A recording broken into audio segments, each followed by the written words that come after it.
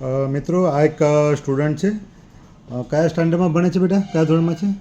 હા, 5મા ધોરણમાં ભણે છે. આપણી હોસ્પિટલમાં એક બાળકોના ડૉક્ટર અને એક ફિઝિશિયન દ્વારા મોકલવામાં આવ્યા હતા, જેમને આપણે કહી શકીએ કે મુવમેન્ટ ડિસઓર્ડરથી સફર હતા. આજે અરાઉન્ડ ટ્રીટમેન્ટનો 20 દિવસ થવા આવ્યા છે અથવા 15 દિવસ જેવું થયું છે. ઓલમોસ્ટ 15 દિવસ જેવું થયું ને? હા હા.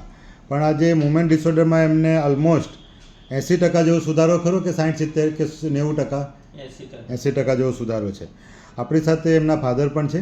આ વિડીયો ફક્ત ને ફક્ત લોકોના જાગૃતિ માટે અમે ઉતારી રહ્યા છે, જેમાં જે છોકરો છે એમના અને એમના પેરેન્ટ્સની પરમિશન લીધી છે. આ વિડીયો ફેસબુક અને મીડિયા પર જનજાગૃતિ માટે મૂકીએ એમાં તમને કંઈ વાંધો નથી ને? તમારા સનનો વિડીયો મૂકીએ તો વાંધો નથી ને? હા, થોડું જોરથી બોલજો. આમાં તમારું નામ કે નહીં આવે. હા બેટા, હવે આ વિડીયો બનાવવાનું એક જ કારણ છે કે સમાજમાં લોકો જ્યારે કોઈ પણ બીમારી થાય તો ગામડામાં અને ઘણી વખત સિટીમાં પણ લોકો પ્રાઇમરી જનરલ ફિઝિશિયન ડૉક્ટરોને બતાવતા હોય છે. જનરલ ફિઝિશિયન ડૉક્ટરો પ્રાઇમરી નિદાન કરીને ઘણી વખત હાયર સેન્ટરમાં રિફર કરતા હોય છે. એટલે કે એમડી ફિઝિશિયન પાસે કરે, એમડી સાયકાટ્રિસ્ટ પાસે કરે અથવા એમડી ન્યુરો ફિઝિશિયન પાસે ક્લાયન્ટને મોકલતા હોય છે. પણ જ્યારે બાળકોના ડૉક્ટર કે ફિઝિશિયન પાસે જતા હોય છે ત્યારે આ બીમારીનું નિદાન એ લોકો કરતા હોય છે અને આઈડેન્ટિફાઈ કરતા હોય છે કે આ બીમારી સ્પેસિફિક માઇન્ડ સાથે અથવા બ્રેઇન સાથે જોડાયેલી છે. આવી જ રીતે અમારા જે ક્લાયન્ટ છે એમને અરાઉન્ડ 20 દિવસ પહેલાં એમને ફંક્શનલ ટિક ડિસઓર્ડર જે કહેવામાં આવે છે, મુવમેન્ટ ડિસઓર્ડર, જેમાં એમને લેફ્ટ હેન્ડ અને લેફ્ટ લેગનો મુવમેન્ટ બહુ વધી ગઈ હતી અને જે મુવમેન્ટનો વિડીયો ઓલરેડી આપણે પહેલાં પણ ફેસબુક પર અને મીડિયા પર મૂક્યો હતો.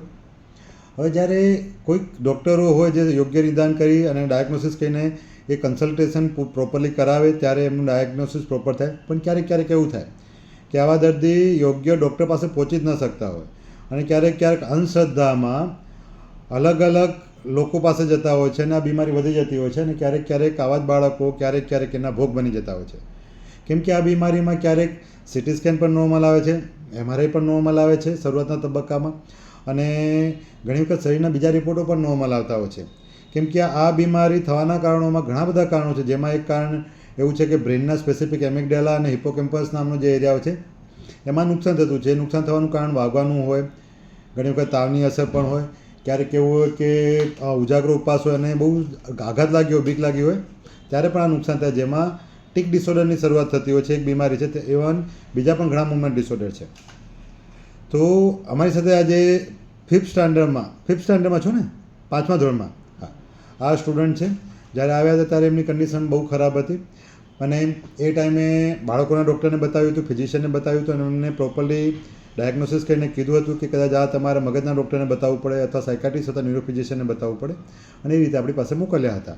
હવે એ ડૉક્ટરનું કામ સારું કહેવાય કે એમને પ્રોપરલી નિદાન કરી એમને રિફર કર્યા, અને રિફર કર્યા ત્યારે કે જ્યારે એમને ઇવેલ્યુએશન કરીને MRI કરાવ્યું, MRI રિપોર્ટ નોર્મલ હતો, પછી પણ આ તકલીફ ચાલુ હતી, એટલે એમને લાગ્યું કે આ કદાચ ન્યુરોલોજીકલ પણ હોઈ શકે અને સાયકોલોજીકલ પણ હોઈ શકે. પણ ગામડામાં અને સમાજમાં લોકો આવી બીમારીમાં જ્યારે રિપોર્ટ નોર્મલ આવે ત્યારે લોકો એવું માની લેતા હોય છે કે આ વળગાડ છે, ભૂત ભૂવાની બીમારી છે, કેમ કે રિપોર્ટમાં તો પકડાતું નથી તો પણ આ મટતું નથી એમ, અને જો રિપોર્ટમાં ના આવે તો એની સારવાર કઈ રીતે શક્ય બને એમ. પણ બેટા, તને શું લાગે છે કે આ વસ્તુ દવાથી મટી શકે છે ને? અને પહેલાં કરતાં તને સારું છે ને? ઓકે, જો માની લો કે આ બાબતમાં સારવાર તને ન મળી હોત તો તારી તકલીફ વધતી જતી તો તને કેવું લાગતું? એ ખરાબ લાગતું? તકલીફમાં રહેતું? કેવું રહેતું એ ટાઈમે? શું તકલીફ થતી ત્યારે તને? તું જ્યારે પહેલી વખત આવ્યો ત્યારે તારા શરીરમાં શું તકલીફ થતી એના વિશે જાણ કર. એટલે આપણે ભવિષ્યમાં બીજા કોઈ છોકરાઓ કે કોઈ બીજા વ્યક્તિને આવી તકલીફ થાય તો એમને પણ ખ્યાલ આવે કે આવી બીમારી થાય તો મગજના ડૉક્ટરને બતાવવું જરૂરી છે. એ ન્યુરો ફિઝિશિયન કે ન્યુરો સાયકાટ્રિસ્ટ હોય એમને એક વખત કન્સલ્ટ કરાવવું જરૂરી છે. બરાબર? તને ત્યારે શું તકલીફ થઈ હતી પહેલી વખત જ્યારે તું અહીંયા આવ્યો ત્યારે?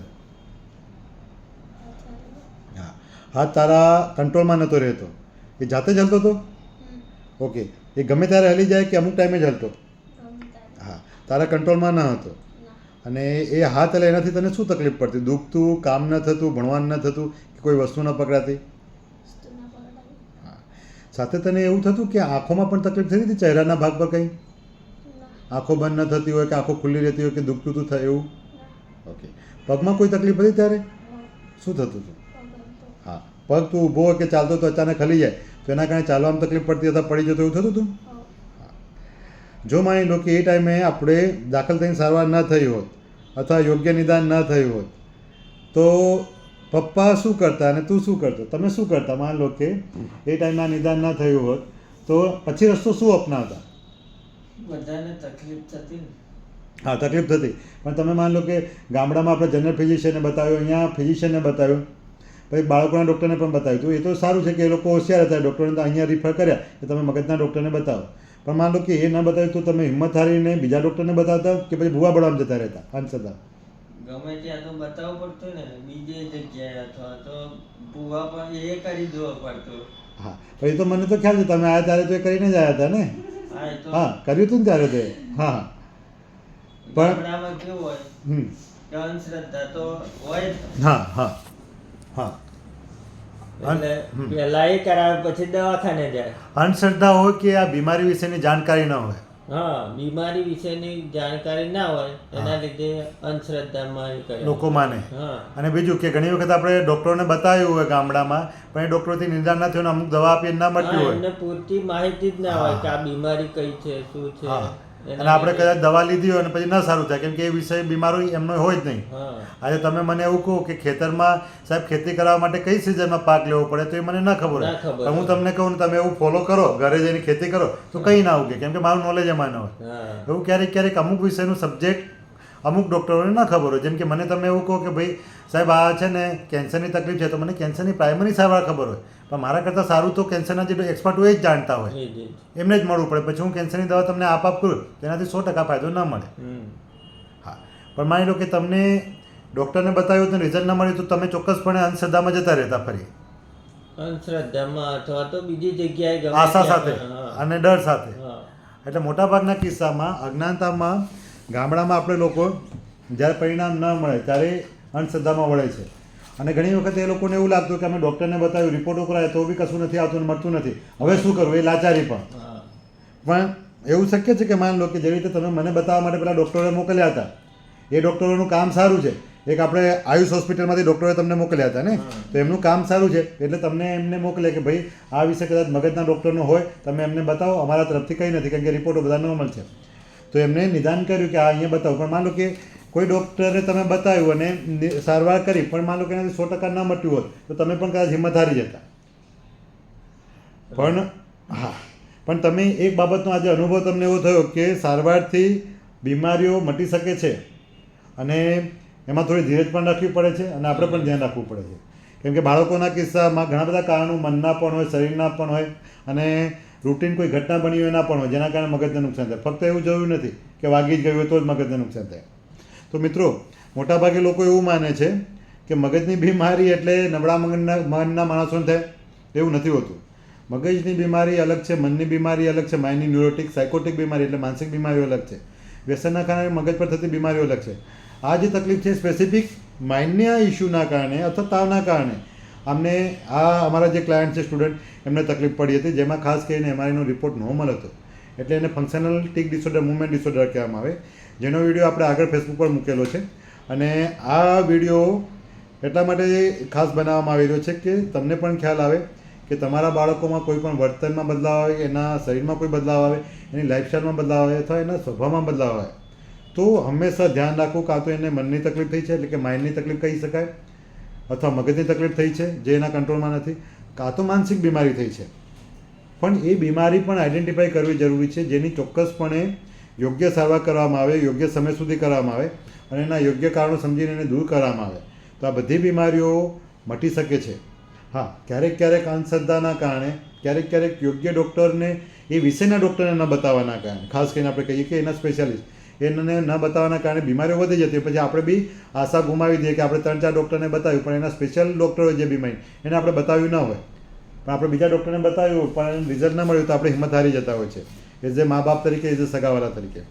તો આ વિડીયોનો પર્પઝ એક જ છે કે દરેક લોકો જાગૃત થાય અને કોઈ પણ બીમારી થતી હોય તો એના એક્સપર્ટને મળો, તમારા ફેમિલી ફિઝિશિયનને મળીને એની ડાયગ્નોસિસ માટે પૂછો, એમની સલાહ લો. ક્યારેક ક્યારેક એવું થાય કે આપણા કદાચ જે રૂટીન ડૉક્ટર છે એમને ના ખબર હોય તો એના કન્સલ્ટન્ટ ડૉક્ટર જે એક્સપર્ટ હોય એ લોકોને પણ મળો. હા, અમુક બીમારી એવી છે લાંબા ગાળે સમયે સારવાર લેવી પડે, અમુક બીમારી એવી છે એની લોંગ ટર્મ સારવાર લેવી પડે અથવા લાઈફ ટાઈમ માટે લેવી પડે, એ આખી વસ્તુ અલગ છે.